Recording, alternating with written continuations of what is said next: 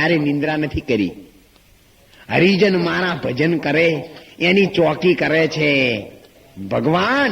અરે નથા દૂધ વાકો દિયા દૂધ માકો ખબર હે ખુદા કો સબર વો ભરેગા. મુરાદમ કહે મુકદ્દરની અંદર, મુરાદમ કવિએ કહ્યું છે કે ખુદાને જે ટાંક લગાવ્યા છે એ કભી ટાળ્યા નહીં, ટળેગા. જીને પેટ કીના ઉસે ઢૂંઢ લીના, મીટે આના જાના.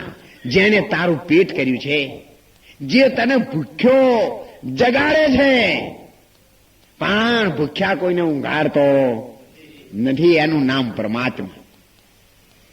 અને પરીક્ષા કરવા માટે જ્યારે લક્ષ્મીજીએ એક કીડી પકડી અને ડાભડીમાં મૂકીને ડાભડી બંધ કરી નાખી, કબાટમાં સંતાડી દીધી અને ભગવાનને પ્રસાદ આપીને ભગવાન પ્રસાદ લઈને ઉભા થયા ને, ત્યારે માતાજીએ કહ્યું, ભગવાન તમે કહો છો ને હું આખી જગતને જમાડીને પછી જમું છું, પણ એ ખોટું છે, એક જીવ ભૂખ્યો છે. ભગવાને કહ્યું કે લક્ષ્મીજી દેવી એવું ક્યારે ન હોઈ શકે. ના, પણ આજ તો મેં નક્કી કર્યું છે અને તમને બતાવો. તો કે લઈ આવો, જાઓ. ત્યારે ડાભડી લઈને આવ્યા. ભગવાને કહ્યું કે અહીંયા તમે મૂકો મારી સામે ને પછી ખોલો. લક્ષ્મીજીએ ડાભડી ખોલી ને તો એ ડાભડીમાં કીડી હતી, એક ચોખો બેઠી બેઠી ખાતી હતી.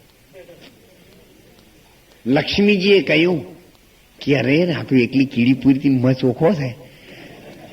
હવે ચોખો સોનો રે, મેલો સોનો નહીં રહેતો ના ચોખો.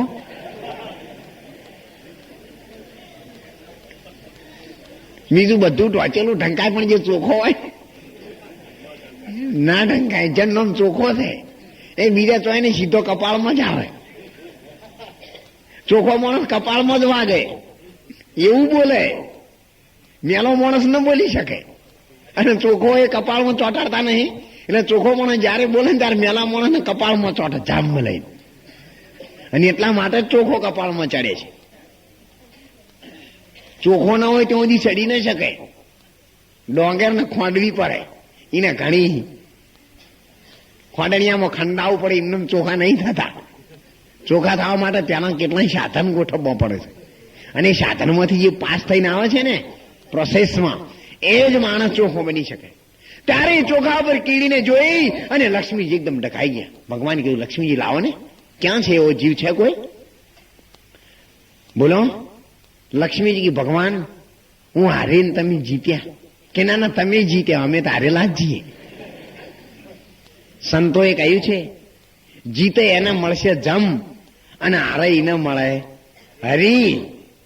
જો તમે નક્કી કર્યું કે આપણે જીત્યા તો માની લેજો, જમ તૈયાર થઈ જાય. કોઈ દાડ જીતવાની કોશિશ ન કરવી. તમે હારેલા જ રહો તો બીજું પરિણામ કોઈ નહીં આવે. ત્યારે ભગવાને કહ્યું કે લક્ષ્મીજી એ ચોખ્ખો છે ને એ તો તમે કીડીને આપ્યો છે. કે ના, મેં તો હંતાડી હતી કીડીને ડબ્બીમાં. પણ કે જયારે તમે કીડીને ડબ્બીમાં સંતાડવા ગયા ને એટલે તમારા કપાળમાં ચોખ્ખો ચોટેલો હતો ને, એ કીડી પહેલા અંદર પડી ગયો હતો. એટલે જન્મ્યા પહેલા જગજીવનનું દૂધ તૈયાર કર્યું. આપણા માટે બધી વ્યવસ્થા થઈ ગયેલી છે. એમ આ કરીને રાજા જયારે બાણ લે છે ત્યારે ભગવાન એમના ભક્તોની વ્યવસ્થા પહેલી કરે છે. પરશુરામને ઘોડાની અંદર લઈને કરણે રાજા ઊંઘેલો હતો. કરણે રાજા બેઠો તો પરશુરામના ખોળાની અંદર ઊંઘેલા હતા. ત્યારે ભગવાન એક ભમરો બન્યા અને એની આખી જોંગ હતી ને એ કોતરી, અંદરથી ખૂનની ધારા નીકળીને રેલો નીકળ્યો લોહીનો, અને પરશુરામને ગરમ લોહી અડ્યું. એકદમ જાગી જા.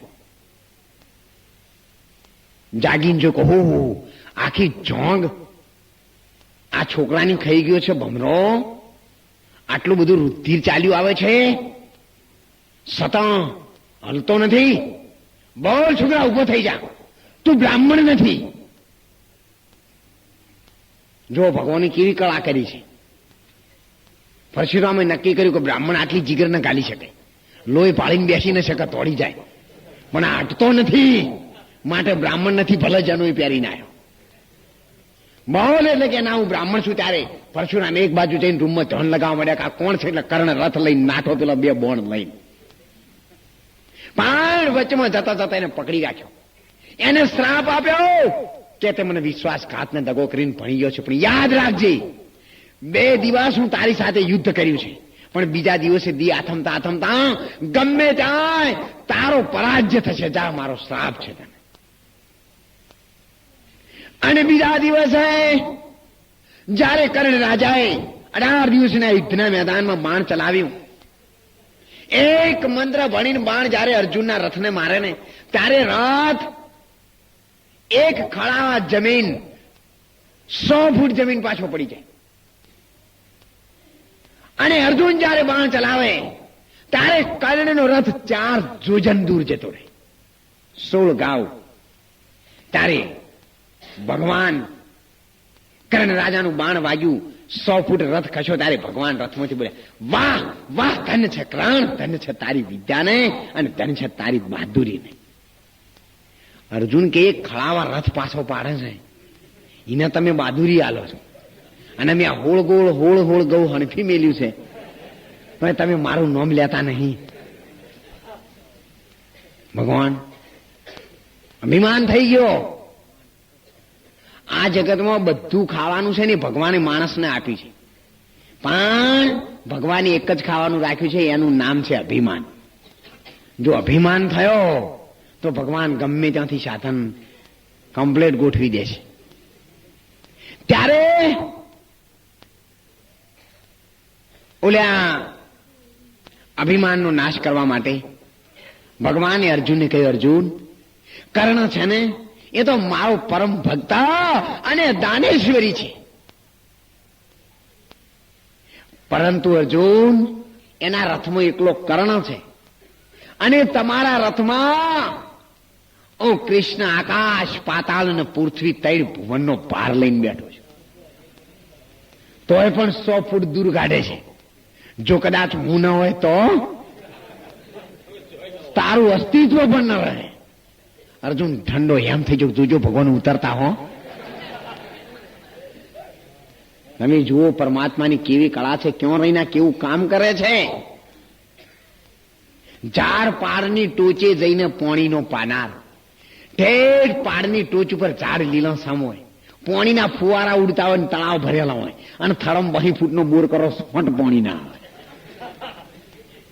તોય આપણને હજુ સમજાતું નહીં કે આ ભગવાન કેવો છે. આ નથી દેખાય એવો.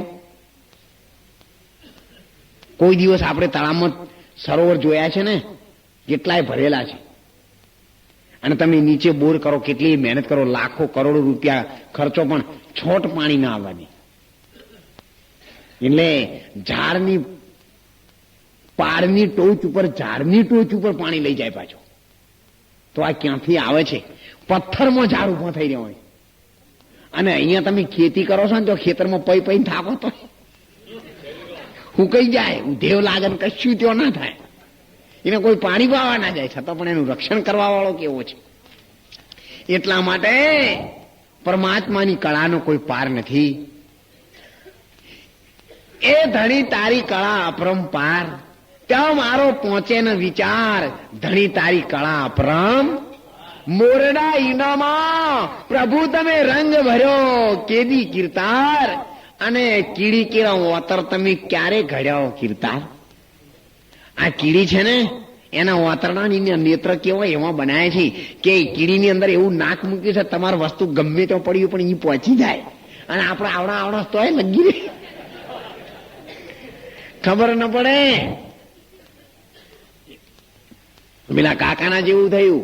એક કાકો વડની નીચે આવીને બપોરે તાપના ઊંઘ્યા હો, બહુ હેરાન થઈ ગયેલા, અને પછી 4 વાગે જાગીને આમ જોયું હોય, પાછું આમ 4 બાજુ લીલી વાડીઓ, આમ જોયું એટલે લાગ્યું કે भगवान तुझ में अक्ल नहीं है, इतना बड़ा वर किया है और इनके फल तो देखो इतनी टीटी इतने इतने हैं. आवड़ा मोटा वरने ચેવડા ફળ કર્યા, તારે કોઈ બુદ્ધિ નહીં લગી રે. અને પેલો વાડમાં વેલો છે કોળું, એના 10-10 કિલોનો કોળા વળગે વેલા બધા હેચી પડ્યા છે. તો કદી મોય લાઈન ચોટાડ્યો તા દાડાને કોઈ થાય? અને આ ટેટાઈ રાશા હોય બરોબર છે. ભગવાનને નક્કી થયું કે હલ્યો છે આ બેઠો બેઠો. તમે હલો ને એટલે ગમે ત્યાંથી રેત આવી જાય, ના હલવા દેવા ઓલી. ત્યારે ભગવાન આવી ગયા ઉપર પોપટ બની અને એક ટેટો કાપ્યો. કાપી પેલા ભાઈ બેહી રહ્યા હતા.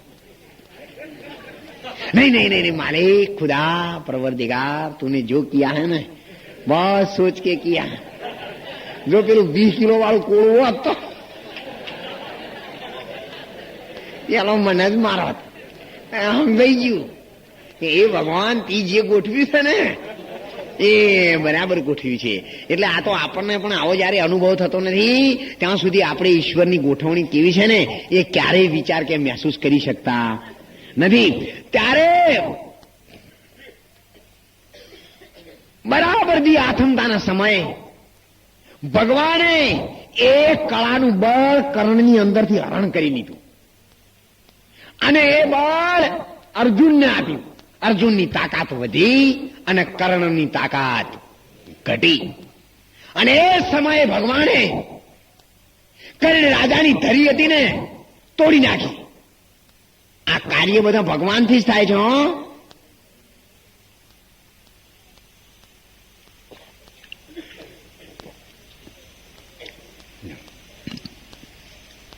ધરી તૂટી ગઈ ત્યારે કર્ણ નીચે ઉતરી પડ્યો. એકદમ રેખા નજીક આવી ગઈ હતી. જો કદાચ હવે 10 કદમ આગળ જાય તો કર્ણ રાજાનો વિજયના ડંકા વાગી જતા હતા. અને એટલા આવતા આવતા ધરી તૂટી ગઈ. કર્ણ રાજા નીચે ઉતર્યો. ધરી રથની અંદર એને ઓગળી ઘાલી દીધી અને રથ ચાલુ કર્યો હેડવાનો. ભગવાનને નક્કી થઈ ગયું કે હવે આવી ગયો છે છેક રેખા ઉપર. અર્જુન હથિયાર ઉઠાવ. અર્જુને કર્યું ભગવાન હથિયાર નહીં ઉઠાવ, કારણ કે કર્ણ છે ને એની પાસે હથિયાર નથી અને ક્ષત્રિયનો ધર્મ છે કે હથિયાર વગર સામે હથિયાર ઉઠાવાય.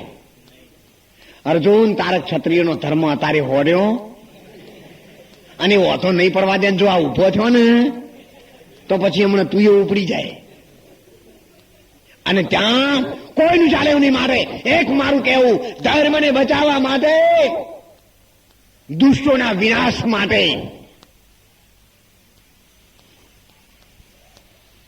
આ વાક્યને બ્રહ્મ વાક્ય જનાર્દન માની હથિયાર ઉઠાવ. પાપીઓને હણવામાં તને ક્યારેય પાપ લાગવાનું. અણોના પાપીના પાપો દ્વિગુણ બનશે પાપ જગતના. કદી તમે પાપને ન હણો, પણ પાપીને હણી નાખો એટલે પાપ જગતમાં થાય જ નહીં. એ પાપીની ફેક્ટરી ઉડાડી મૂકો. ત્યારે અર્જુને હથિયાર ચડાયા. કર્ણ હસી પડ્યો. ભગવાન મારા નાથ, ધન છે તમારી કળાને. હું કેટલો બધો સદભાગી છું કે મારું મોત તમારી સામે થાય છે. આ જગતમાં કોઈ એવો જીવ નહીં હોય કે સ્વયં ભગવાન રથ લઈ અને રથમાં એનું મોત બેસાડી ના હોય. વાહ ભગવાન વાહ, તમે આજ મારું મોત રથમાં બેસાડીને હાકીને લઈને આવ્યા છો કર્ણ. હવે તો આના જેવો અવસર બીજો કોઈ મળવાનો. અને આપણને જો ભગવાન મળે તો મારા છોકરાનું, મારા ફઈના ભણ્યા, જમીન, મને કદી કોઈ ના થાય. આ જીવ માગવા મંડી પડે. ભગવાનની પાસે માગણી કોઈ દી ન કરવાની હોય. ફક્ત એક નરસિંહ મહેતાએ કહ્યું છે, ધન જોબાન આવે અને જાવે, એની કોઈ દી માગણી કરવાની ન હોય. જે આપવાનું છે ને એ જવાનું જ છે. આપણે બધા આયા છીએ તે ગયા વગર છૂટકો. પણ જે આવતું નથી એ ક્યારે જતો પણ નથી. એટલે નરસિંહ મહેતાએ કહ્યું, મેને આશા દર્શન કી એ ખબર નહીં પલકી, મૂર્ખ બાત કરે કલકી, ઘડી પલકી ખબર નહીં और કરે કલકી બાત, જીવ ઉપર જમ ભમે જેમ તેતર ઉપર બાજ. આ જીવને ખબર નથી, જીવની આશા ડુંગર જેવડી, મરણ પગલાની હેઠ, લાખો લખ